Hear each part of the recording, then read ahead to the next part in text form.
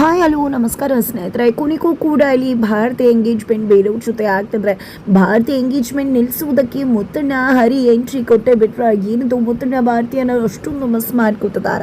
ಏನಾಯಿತು ಏನು ಕತೆ ಇದು ಎಲ್ಲವನ್ನ ಕೂಡ ತಿಳ್ಕೊಬೇಕು ಅಂದರೆ ಈಗಲೇ ನಮ್ಮ ಈ ಚಾನಲ್ನ ಸಬ್ಸ್ಕ್ರೈಬ್ ಮಾಡಿ ಹಾಗೆ ಈ ಒಂದು ವಿಡಿಯೋವನ್ನು ಪೂರ್ತಿಯಾಗಿ ನೋಡೋದನ್ನು ಯಾವುದೇ ಕಾರಣಕ್ಕೂ ಕೂಡ ಮರಿಬೇಡಿ.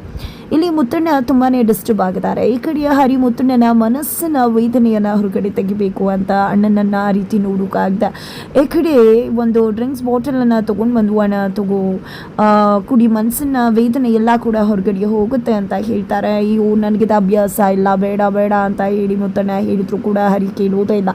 ಕೊನೆಗೂ ಕೂಡ ಕುಡಿಸೇ ಬಿಡ್ತಾರೆ. ಈ ಕಡೆ ಮುತ್ತಣ್ಣ ಕುಡಿತದಾಗೆ ಅವರ ನೇಚರೇ ಬದಲಾಗಿಬಿಡುತ್ತೆ, ಬಿಹೇವಿಯರೇ ಚೇಂಜ್ ಆಗಿಬಿಡುತ್ತೆ.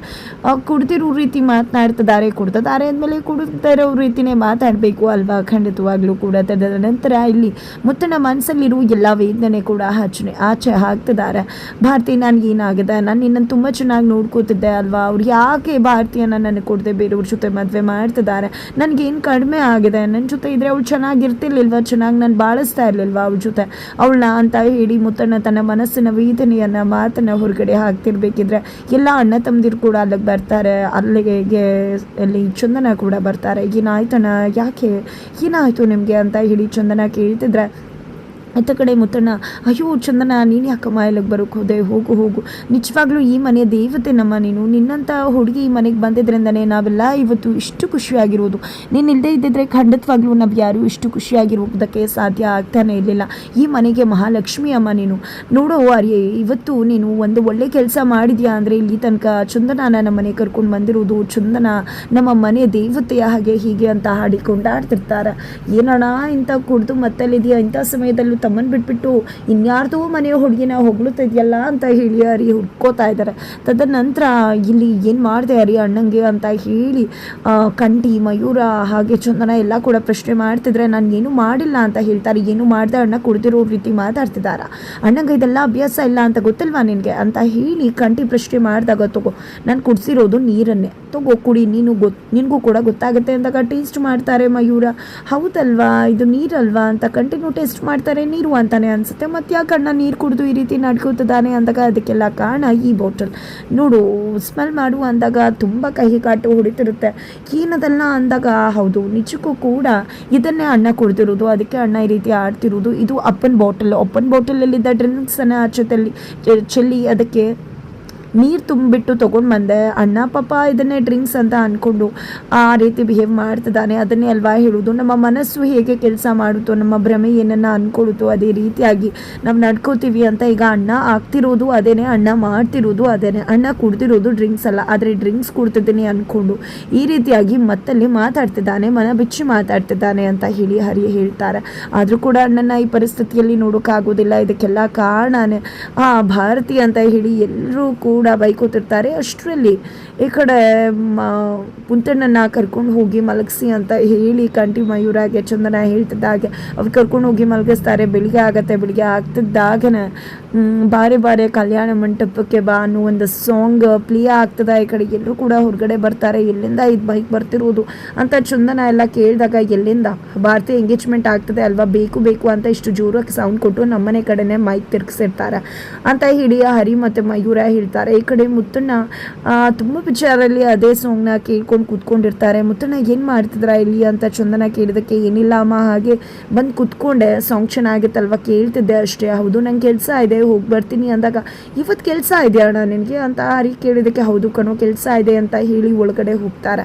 ನಂತರ ಅಣ್ಣ ಯಾವತ್ತು ಭಾನುವಾರ ಇವತ್ತು ಕೆಲಸಕ್ಕೆ ಹೋದೋನಲ್ವಲ್ಲ, ಇವತ್ತಿನ ಅಣ್ಣ ಕೆಲಸ ಇದೆ ಅಂತ ಹೇಳ್ತಿದ್ದಾನೆ ಅಂತ ಮಯೂರ ಹೇಳಿದಾಗ ಅಣ್ಣ ಬೇಕು ಅಂತಾನೆ ಹೋಗ್ತಿದ್ದಾನೆ ಅನ್ಸುತ್ತೆ, ಇರು ನಾನು ಬಾಯಿಗೆ ಕೇಳಿ ಫೋನ್ ಮಾಡ್ತೀನಿ ಅಂತ ಹೇಳಿ ಫೋನ್ ಮಾಡ್ತಾರೆ. ಬಾಯಿ ಇವತ್ತೇನಾದರೂ ಕೆಲಸ ಇದೆಯಾ ಸೈಟ್ ಹತ್ರ ಅಂದಾಗ ಇಲ್ಲ ಯಾವುದೇ ರೀತಿ ಕೆಲಸ ಇಲ್ಲ ಅಂತ ಹರಿಗೆ ಹೇಳ್ತಾರೆ ಬಾಯಿ ಕೂಡ. ನಂತರ ಅಣ್ಣಂಗೆ ಯಾವುದೇ ರೀತಿ ಕೆಲಸ ಇಲ್ಲ, ಇದರಿಂದ ನಮ್ಮಿಂದ ತಪ್ಪಿಸ್ಕೊಂಡು ಹೋಗಬೇಕು ಅನ್ನೋ ಕಾರಣಕ್ಕೆ ಅವನು ಈ ರೀತಿ ಕೆಲಸ ಇದೆ ಅಂತ ಹೋಗ್ತಿದ್ದಾನಷ್ಟೆ ಅಂತ ಹರಿ ಹೇಳ್ತಿದ್ದಾಗೇ ಮುತ್ತಣ್ಣ ಅಲ್ಲಿಗೆ ಬರ್ತಾರೆ. ಎಲ್ಲಿಗೆ ಹೋಗ್ತಿದ್ಯಾ ಅಣ್ಣ ನೀನು, ಕೆಲಸ ಇದೆ ಅಂತ ಹೇಳಿಬಿಟ್ಟು ನಮ್ಮಿಂದ ತಪ್ಪಿಸ್ಕೊಂಡು ಹೋಗ್ತಿದ್ಯಾ, ನೀನೇ ತಾನೇ ಹೇಳಿದೆ ಆ ಭಾರತಿ ನಮ್ಮನೆಗೆ ಬೇಡ ಅಂತ ಹೇಳಿ, ಮತ್ತಿನ್ನು ಯಾಕೆ ಆ ಭಾರತಿ ಇನ್ಯಾರ್ದೋ ಜೊತೆ ಮದುವೆ ಆಗ್ತಿದ್ದಾಳೆ ಅನ್ನೋ ಕಾರಣಕ್ಕೆ ನೀನು ಇಷ್ಟು ಡಿಸ್ಟರ್ಬ್ ಆಗಿರೋದು, ಇದೆಲ್ಲ ಸರಿ ಕಾಣಿಸೋದಿಲ್ಲ ಅಂತೆಲ್ಲ ಅಣ್ಣ ತಮ್ಮದಿರು ಬುದ್ಧಿ ಹೇಳ್ತಿರ್ತಾರೆ. ಇಷ್ಟರಲ್ಲಿ ಅಪ್ಪ ಬಂದಿದ್ದೆ.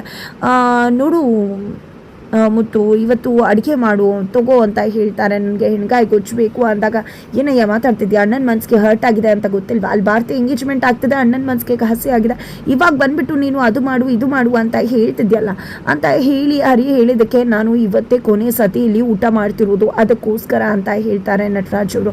ಕೊನೆ ಬಾರಿನ ಅಂತ ಎಲ್ಲರೂ ಕೂಡ ಶಾಕ್ ಆಗಿ ಕೇಳ್ತಿದ್ದಾರೆ. ಚಂದನ ಕೂಡ ಅದು ನನ್ನ ಬಾಟಲನ್ನು ಅವ್ನು ಬಂದು ಖಾಲಿ ಮಾಡಿಬಿಟ್ಟು ಹೋಗಿದ್ದಾನೆ ನನ್ನ ತಮ್ಮ, ಅದಕ್ಕೋಸ್ಕರ ಅವನನ್ನು ಸಾಯಿಸಿ ನಾನು ಟ್ರೈಲ್ಗೆ ಹೋಗ್ಬಿಡ್ತೀನಿ ಅಂದಾಗ ಅಯ್ಯೋ ಅಂತ ಕೆಲಸ ಮಾಡಿಬಿಡ್ಬೇಡ, ಖಂಡಿತವಾಗ್ಲೂ ಅವರೆಲ್ಲ ಇಲ್ಲಿಗೆ ಬಂದಿರೋದಿಲ್ಲ ಅಂತ ಹರಿ ಹೇಳ್ತಿದ್ದಾರೆ. ಈ ಕಡೆ ಮುತ್ತಣ್ಣ ಕೂಡ ಹೌದು ಅಪ್ಪ ದೊಡ್ಡಪ್ಪ ಬಂದಿಲ್ಲ ಇಲ್ಲಿ, ನೀನು ಸುಮ್ಮನೆ ಯಾಕೆ ಕಾರಣ ಆ ರೀತಿ ಮಾತಾಡ್ತಿದ್ಯಾ, ಕೊಡಿ ನಾನು ಮಾಡಿಕೊಡ್ತೀನಿ ಅಂತ ಕಾರಣ ನೀನೇನು ಮಾಡಬೇಡ, ನೀನು ಸುಮ್ಮನೆ ಒಳಗಡೆ ಹೋಗು ನಾವು ಮಾಡ್ತೀವಿ ಅಂತ ಹೇಳಿ ಚಂದನ ಹರಿ ಎಲ್ಲರೂ ಕೂಡ ಅದನ್ನು ಒಪ್ಕೋತಾರೆ. ಈ ಕಡೆ ನಟರಾಜ್ ಮನೆಗೆ ಒಳಗಡೆ ಕಳಿಸ್ತಾರೆ. ನಂತರ ಮಯೂರ ಬಾ ನಾವು ಮಾಡೋಣ ಅಂತ ಹೇಳಿ ಚಂದನ ಹೇಳಿದಕ್ಕೆ ಇಲ್ಲ ನನ್ನಿಂದ ಆಗೋದಿಲ್ಲ, ನನಗೇನು ಬರೋದೇ ಇಲ್ಲ, ಒಂದು ಹೋಗಿ ಮತ್ತೊಂದು ಆಗೋದು ಬೇಡ ಅಂತ ಹೇಳ್ತಾರೆ. ಸರಿ ಆಯಿತು ಅಂತ ಚಂದನನೇ ಹೋಗಿ ಮಾಡೋಕ್ಕೆ ಮುಂದಾಗ್ತಿದ್ದಾಗೆ ಈ ಕಡೆ ಹರಿ ಹುಡ್ಕೋತಿದ್ದಾರೆ. ಇಲ್ಲ ಭಾರತಿ ಎಂಗೇಜ್ಮೆಂಟ್ ನಡೀತದೆ, ಅವ್ನು ಯಾವನಂತ ನೋಡಲೇಬೇಕು, ಅವಳು ಹೇಗಾದರೂ ಮಾಡಿ ಅವಳು ಎಂಗೇಜ್ಮೆಂಟ್ನ ಮುರಿದಾಕ್ಬಿಡ್ಬೇಕು, ನಮ್ಮಣ್ಣ ಎಷ್ಟು ಸಂಕಟದಲ್ಲಿದ್ದಾನೆ ಸಂಕಟ ಕೊಟ್ಬಿಟ್ಟು ಅವನ ಜೊತೆ ಆರಾಮಾಗಿ ಮದುವೆ ಆಗ್ತಿದ್ದಾಳೆ ಅವಳು ಅಂತ ಹರಿ ಹೇಳೋದಕ್ಕೆ ಏನು ಮಾಡೋಕ್ಕಾಗುತ್ತೆ ಅಂದಾಗ ಎಂಗೇಜ್ಮೆಂಟ್ಗೆ ಹೋಗಿ ಆ ಹುಡುಗ ಹೆಂಗಿದ್ದಾನೆ ನಾನು ನೋಡ್ಕೊಂಡು ಬರಲೇಬೇಕು,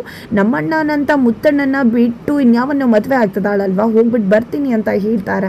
ಈ ಕಡೆ ಚಂದನ ಬೇಡ ಅವು ಹುಡುಗಿನೇ ಬೇಡ ಅಂತ ಹೇಳಿದ್ಮೇಲೆ ನಾವೆಲ್ಲ ಹೋಗೋದು ಚೆನ್ನಾಗಿ ಕಾಣಿಸೋದಿಲ್ಲ, ಹೆಚ್ಚು ಕಡಿಮೆ ಆದರೆ ಇಬ್ರಿಗೂ ತೊಂದರೆ ಆಗುತ್ತೆ ಅಂತ ಚಂದನ ಹೇಳಿದಕ್ಕೆ ಆ ರೀತಿ ಏನೂ ಆಗೋದಿಲ್ಲ ಕಣ್ರಿ, ನಾನು ಹೋಗಿ ನೋಡ್ಕೊಂಡು ಬರ್ತೀನಿ ಅಷ್ಟೇ, ನಾನೇನು ಒಡೆದಾಡೋಕೆ ಹೋಗ್ತಿಲ್ಲ ಅಂತ ಹೇಳಿ ಹರಿ ಹೊರಟೆ ಹೋಗ್ಬಿಡ್ತಾರೆ. ಅಲ್ಲಿ ಹೋಗ್ತಿದ್ದಾಗೇನೆ ಅಲ್ಲಿ ದೊಡ್ಡಪ್ಪ ಮತ್ತು ಅತ್ತೆ ಇಬ್ರಿಗೂ ಕೂಡ ಇದು ಹರಿ ಅಂತಾನೆ ಅನ್ನಿಸ್ತದೆ, ಬಟ್ ನಾನು ಫೋಟೋಗ್ರಾಫರ್ ಅನ್ನೋ ರೀತಿಯಲ್ಲಿ ಪೋರ್ಟ್ರೇ ಮಾಡ್ತಿದ್ದಾರೆ ಹರಿ.